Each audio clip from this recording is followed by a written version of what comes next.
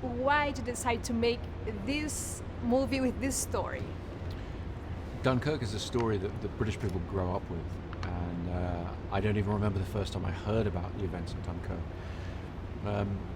I think as a storyteller, you're looking for a gap, you're looking for a great story that should have been told in modern films and hasn't been.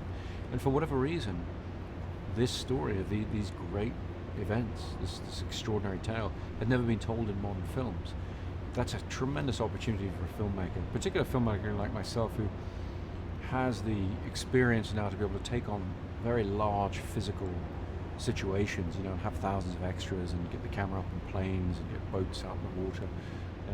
So I felt ready to take this on and ready to try and do it justice, at least to the scale of it. And how do you balance entertainment and history at the same movie? I think it's a difficult balance. It's not something I've done before, and it's a real conundrum. What I chose to do was to study the history closely so that I knew the overall events that I was dealing with in that week, and then take fictional characters and use fictional characters to guide you through and give you a picture of the bigger events. Using fictional characters at the heart of it really freed me up in my writing.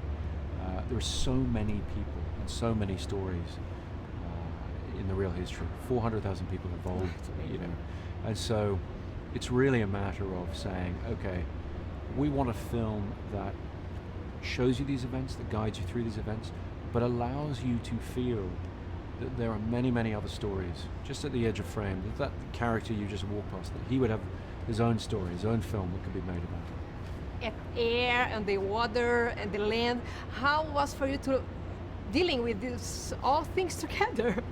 Well, I've dealt with physical filmmaking a lot in the other action films I've done. This was probably the most challenging, and I think the water was a big part of that. The aerial sequences are very elaborate. They're all done for real. We've got taking an actor up in the plane to get close-ups. We've got dogfighting for real. But I had done quite a bit of aerial work in my other films. What I had never done before is boats. I'd never assembled a marine unit, and this marine unit, I gather, is one of the largest, or the largest in the history of movies. We had more than 60 boats on some days out there on the open water, trying to coordinate that.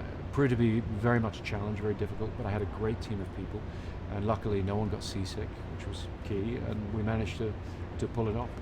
And can you tell a little bit about Harry Styles, how was to work with him? It was terrific working with Harry. We cast him after a long series of auditions with a lot of different people. He really earned his seat at the table. I saw great potential in what he could do.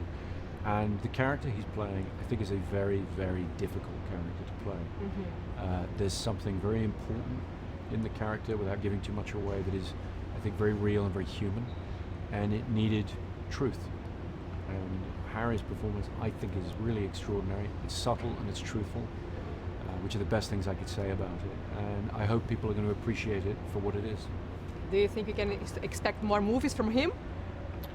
I think when somebody's that good at doing this, it would be a shame if they didn't do more of it.